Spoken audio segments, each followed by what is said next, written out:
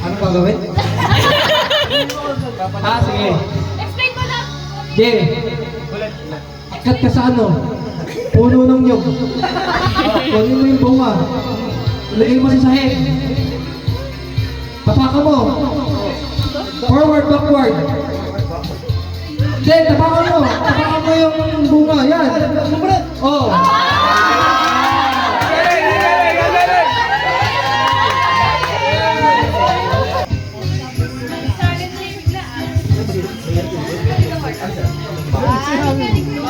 One, two, three, go. Pupunta ka sa garden.